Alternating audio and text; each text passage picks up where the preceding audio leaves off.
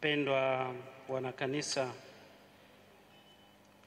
leo ni siku muhimu kwetu, kama ilivyokuwa jana, yenye umuhimu wa pekee sana katika maisha ya hawa ndugu zetu watatu.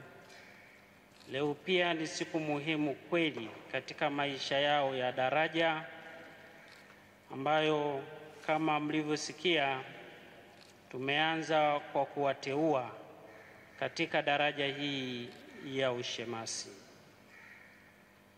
Masomo yetu ambayo tumeyasikia siku hii ya leo yote yanaongelea habari ya huduma, utumishi katika maisha, katika watu.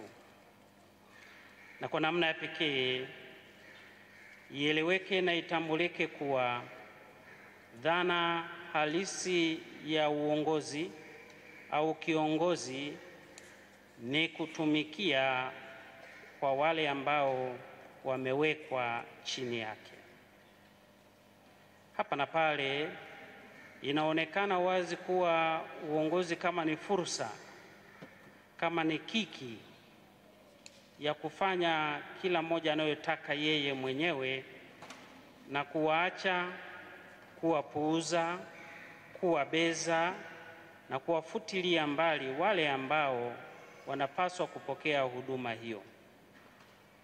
Na hivi uongozi ukaonekana kuwa utafutwe kwa gharama yeyote na kwa mbinu yoyote, ili mradi tu fursa hizo zipatikane za kula. Katika maisha yetu, si tu katika kanisa, lakini hata nje ya kanisa, uongozi ni huduma. Uongozi unapaswa kuwa huduma kwa wale ambao wametusaidia kufikia hatua hiyo. Na kwa namna pekee hawa wateule wetu wataingia katika hatua hii ya uongozi ya daraja ambayo ni huduma. Msitafute vyeo au heshima, kutukuzwa au kuimbiwa nyimbo nyingi na nzuri, ila katika yote tafuteni kuwahudumia na kuwatumikia hii jamii ya watu iliyopo mbele yenu na mtakayotumwa kwenda kuitumikia. Ndio maana katika somo letu la kwanza linaonyesha nafasi ya utumishi, usaidizi ambayo Mungu anaamua kuiteua kwa kabila la Walawi na kumpelekea Haruni wawe msaada wake. Katika somo hilo, kati ya mengi yanayoongelewa, linadokezwa habari ya hema ya kukutania. Ni nini hiyo? Maana yake nini? Na ilikuwa ina kazi gani hema ya kukutania? Baada ya wana wa Israeli kupewa nafasi ya kuanza safari kwenda katika nchi ya ahadi, walipovuka bahari ya Shamu, tayari Mungu aliamua kumwambia Musa, kumwita na kumkabidhi amri 10 za Mungu, ziwe dira na njia ya kupita au kufuata hizo, ili kufikia hatua halisi ya kule ambako wanatarajia kwenda. Hii pia ilikuwa ni ya muhimu sana, lakini ilionekana kuwa bado wana wa Israeli walikuwa na mahangaiko mengi na makubwa, na walimtaka Musa aseme na Mungu juu ya changamoto zao, lakini pia juu ya fursa mbalimbali walizozipata katika maisha. Na kwa sababu hiyo Musa hakuonekana sehemu yoyote ya pekee ya kukaa na kuongea na Mungu. Ndipo Mungu alipomwamuru akamwambia atengeneze hema ya muda, temporo ya kukutania, ambayo Mungu atakutana na watu wake, na akaifanya hiyo hema ya muda ambayo ilikuwa na uwezo wa kubomolewa wakati wowote na kuendelea mbele, na isingekuwa ya kudumu kwa sababu safari ya wana wa Israeli ilikuwa inaendelea mbele. Kwa hiyo walikuwa wanatengeneza hema ya muda, wakitoka hapo wanaibomoa, wanaenda tena mbele, wanatengeneza ya muda. Lengo lake ilikuwa ni nini? Pale ambapo wana wa Israeli walipokuwa na mahangaiko yao au na sababu ya kumshukuru Mungu wao, walimwendea Musa, na Musa aliweka appointment kwa Mungu, na Mungu alikuja katika hema ya kukutania, na ishara ya kuwa Mungu amekuja katika hema ya kukutania lilikuwa ni wingu ambalo, kama tunakumbuka vizuri, ndio lile wingu lililowaponya wana wa Israeli walipokuwa wanatembea katika jua, mahangaiko mengi. Kwa hiyo wingu lilipoonekana limekuja katika hema ya kukutania, Musa aliingia katika hema ya kukutania, na kule ndiko akasema na Mungu juu ya fursa au juu ya changamoto. Na waliamini, walipenda na wakaishi hivyo. Na kwa mwanzoni hema ya kukutania alikuwa anaingia Musa peke yake. Baadaye Haruni naye aliingia. Baadaye na Miriam aliingia. Miriam na Haruni wanaingiaje katika hema hii? Musa alikuwa na binti Mkushi, yaani binti wa Misri, aliyemchukua kama mke wake, na wana wa Israeli walikasirika. Walivyokasirika, Haruni pamoja na Miriam wakasema, huyu Mungu anayeongea na Musa peke yake hakunena na sisi juu ya habari ya huyu mwanamke Mkushi? Walivyolalamika hapo, Mungu aliwaendea na akawaambia katika wingu hilo hilo, nendeni katika hema ya kukutania. Ilikuwa ni fursa ya Miriam na Haruni pia kuingia katika hema ya kukutania, na pale akaongea nao, akawahurumia, akawasamehe, na wao wakajua kuwa jambo lililotendeka lilikuwa jema na la kumfurahisha Mungu. Katika nyakati zetu hema ya kukutania ndiyo kanisa, lakini kwa kiasi kikubwa hema ya kukutania ni neno la Mungu. Wapendwa, hawa watatu ambao tumewateua wataifanya huduma hiyo ya kwenda katika hema ya kukutania, kubeba mahangaiko yote ya wanadamu, lakini furaha zote za wanadamu, na kwenda kukutana na Mungu, kusema naye. Wanawekwa kuwa wahudumu wa neno la Mungu, na wanapaswa kuifanya kazi hiyo vyema na kwa utii mkubwa, kwa sababu ni katika hali hiyo watabeba ya kwetu kumpelekea Mungu, lakini pia watabeba ya kutoka kwa Mungu kutuletea sisi. Na kama ndivyo, tuna sababu, tuna haki na wajibu wa kusali na kuwaombea sana katika huduma zao, ili huduma hizo zitendeke kwa kicho na zifane na zituletee mabadiliko chanya katika maisha yetu ya kiroho na ya kimwili kwa sasa.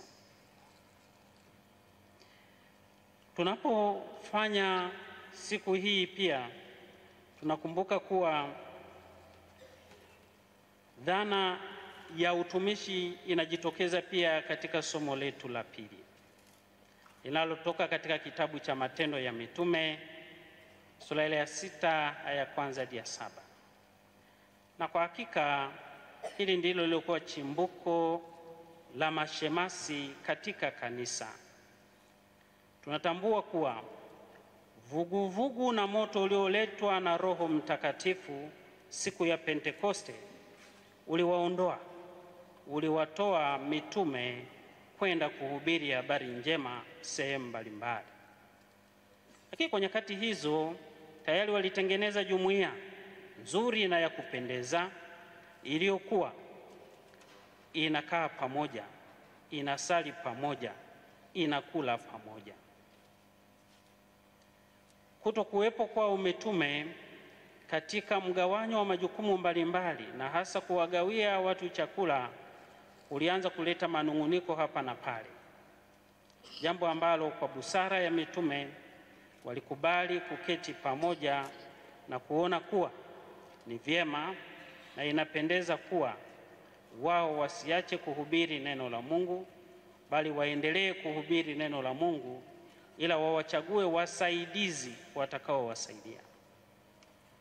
Kati yao wasaidizi ndio hao tuliowasikia waliotajwa katika somo hili, nao kwa pamoja walipewa jina la mashemasi, wasaidizi. Hawa kazi yao ya mwanzoni kabisa ilikuwa ni kuhakikisha kuwa watu wote wanapata chakula, sio tu wale wajane wa Kigiriki waliokuwa wamekosa haki zao, lakini walihakikisha sasa wote chakula kinatolewa kwa usawa, kwa sababu yalikuwa ndio maisha au misingi ya ile jumuiya ya mwanzo. Na wakafanya kazi hiyo vizuri na wema. Miaka ilipozidi kwenda, kazi yao ilipata nguvu kubwa zaidi. Kaonekana kuwa wasisaidie tu katika suala la chakula, lakini pia wasaidie katika masuala mengine ya kiroho, ikiwa ni pamoja na kuwasaidia katika masuala ya masakramenti hawa mitume. Miaka kadhaa iliyopita, kwa kweli wakaanza kusaidia katika masuala ya masakramenti na hasa kufundisha na kubatiza. Na ili waweze kufanya vizuri na kwa nyakati zile, kwa sababu bado walikuwa na dhana ile ya kubatiza katika maji mengi, walikuwepo pia mashemasi wa kike ambao katika suala la ubatizo wa kike alibatizwa na wa kike na wa kiume alibatizwa na wa kiume. Baadaye ilionekana kuwa dhana ya kubaki katika swala hilo basi haina msingi sana. Ndio maana leo tunao mashemasi wa kiume tu na tunabaki nao na tunaendelea. Kanisa halijasema vinginevyo juu ya hali hiyo. Na sasa mashemasi wetu wanachukua jukumu kubwa zaidi. Wanatoka katika hali ile ya kugawa chakula na sasa wanaingia kwenye masakramenti na kazi nyingine kubwa zaidi. Wanatumika.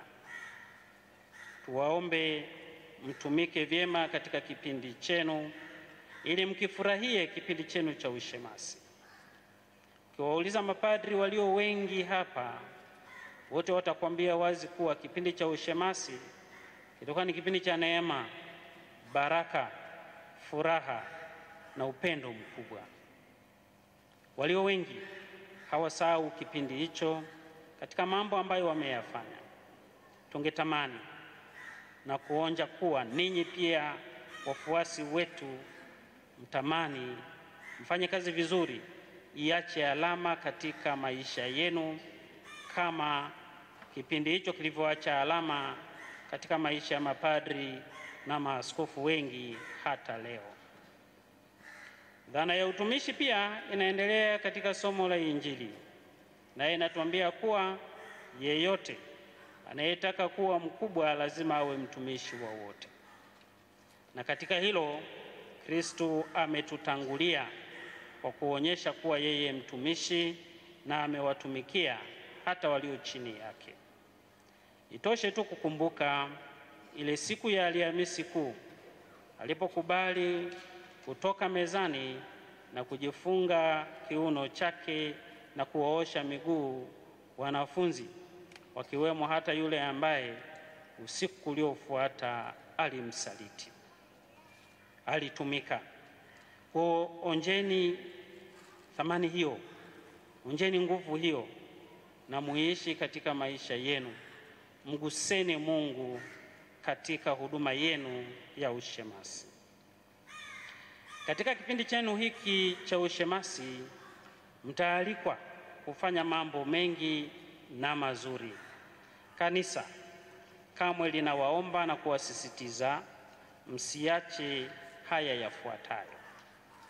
Kwanza, mtatumwa kusali na kutafakari sala ya kanisa au sala ya vipindi, na hivi kwa sababu mmeshaweka viapo vyenu juu ya jambo hili, kwa siku yoyote kuanzia rasmi leo, baada ya kuwa mashemasi, ukishindwa kusali sala ya kipindi ni kosa, tena ni dhambi na ni ya kuungama. Jitahidini kupanga ratiba yenu vizuri na ya uhakika, ili iwapatie fursa ya kusali na kushiriki mambo mengine yanayotakiwa. Mlipokuwa seminari, mliongozwa na ratiba, na ratiba ilifuatiliwa kwa sababu alikuwepo mtu mwingine juu yenu aliyewakumbusha wakati wote juu ya kusali. Mnapoanza kuingia katika hatua hizi, wakati mwingine ratiba unapaswa kuitengeneza wewe mwenyewe kichwani, na hasa mkipata bahati mbaya ya kwenda sehemu ambazo jumuiya ni wewe mwenyewe. Jitahidi usijiruhusu kurudi nyuma kwa namna yeyote, ila weka ratiba yako vizuri na jitahidi kusali, kwa sababu hapo ndipo unapochota nguvu kwa ajili yako, lakini pia kwa ajili ya hawa wote au ulimwengu mzima. Kanisa litawaomba mtoe au muadhimishe sakramenti ya ubatizo. Linapofanya hivyo, lina maana, lina wahitaji. Mtumie vyema fursa hiyo, na mtakapopata nafasi ya kufanya hivyo, msiwe na sababu ya kujitetea. Nendeni mkawabatize watu, kwa sababu kwa hiyo ninyi pia mmeitwa na mmefanywa kuwa mashemasi. Busara itumike katika uadhimishaji wa sakramenti hii. Msikilize mkubwa wako anasemaje, msikilize anakuambia nini na anakupa maelekezo gani. Lakini kwa sababu tunao wakubwa walio wengi hapa ambao nafikiri wapo hao watatu watakaopata bahati ya kuishi nanyi, basi nawaomba tutumie ile kanuni ya liturujia inayosema kile ambacho wa chini anaweza kufanya, wewe wa juu usifanye.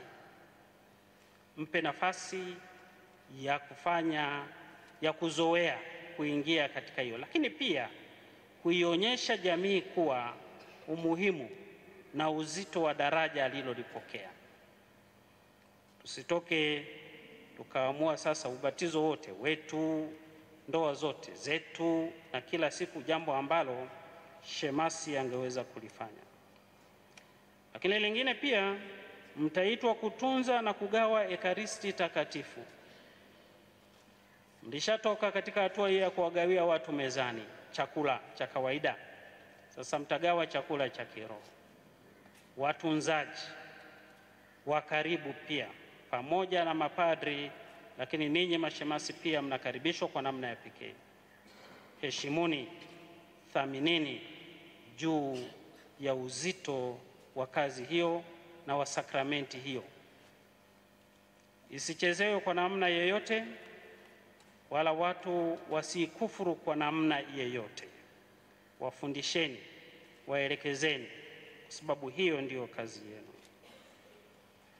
Mtatumwa katika hilo swala la ekaristi takatifu kuwapelekea komunyo pamba waamini walio wagonjwa,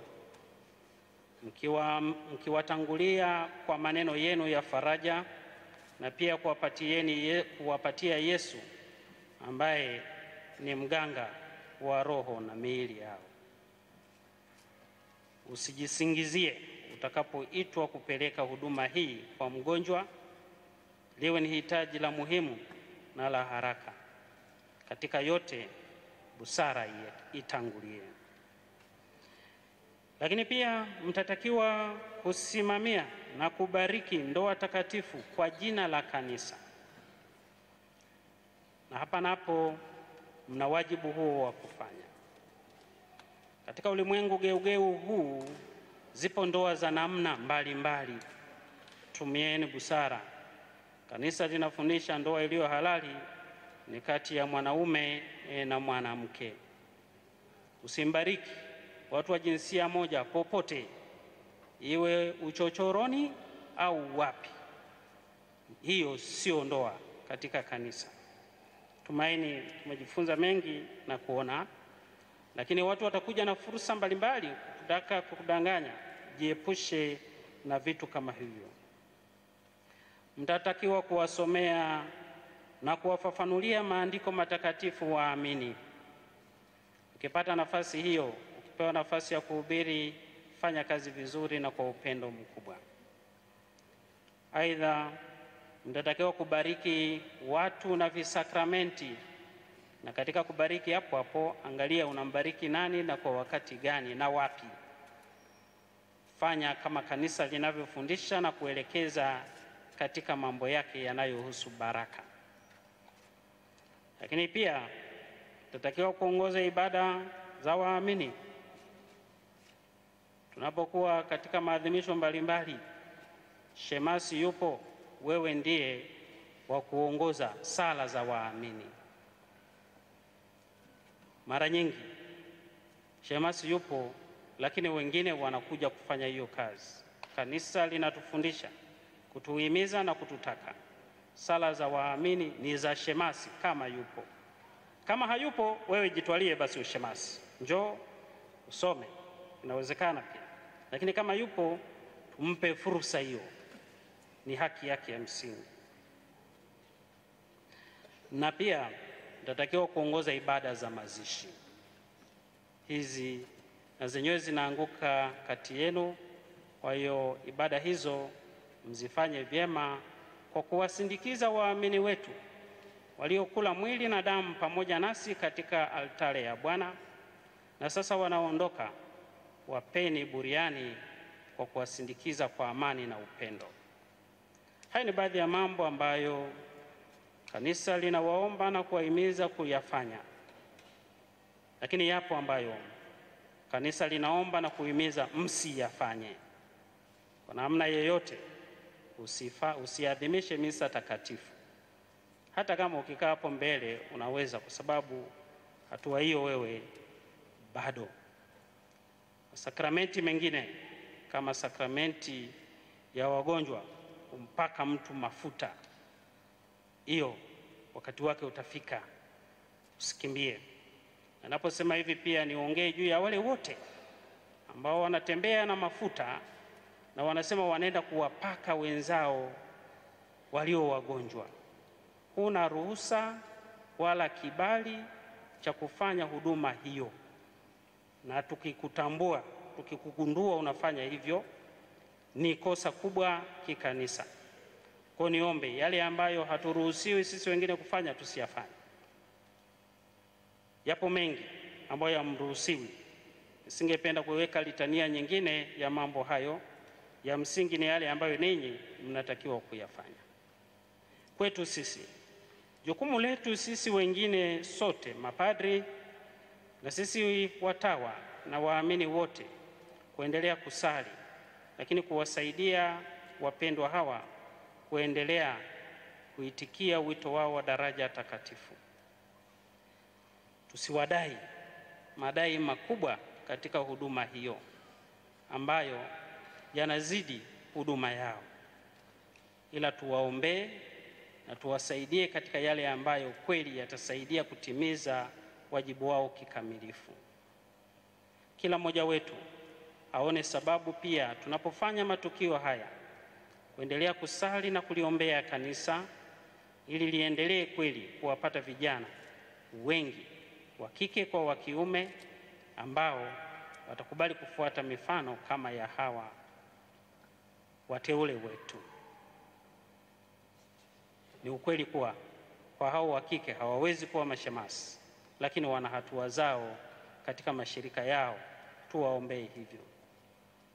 Lakini pia tuone sababu tunapomshukuru Mwenyezi Mungu kwa ajili ya zawadi ya hawa, tunawashukuru pia wazazi. Lakini pia kwa sababu hapa tuko wazazi wengi na wenye watoto, ona sababu ya kuwa na moyo wa shukrani kwa Mungu kwa kumtolea kile ambacho yeye amekupa bure. Tusiwe wachoyo wa kuwazuia watoto kuitikia miito mitakatifu hii katika kanisa. Na mara nyingi ukimlazimisha mtoto wako kuitikia wito ambao sio wa kwake, utamtesa na kumuhangaisha. Lakini pia tusiwalazimishe watoto wetu kuwa mapadri au kuwa watawa kama hawajaitwa katika huduma hiyo muhimu na adhimu. Watakieni nyote majukumu mema na sherehe njema za siku hii ya leo, tukiendelea kusali kwa ajili ya hawa wateule wetu mpaka hapo watakapokamilika katika huduma hii ya ushemasi. Tumsifu Yesu Kristo.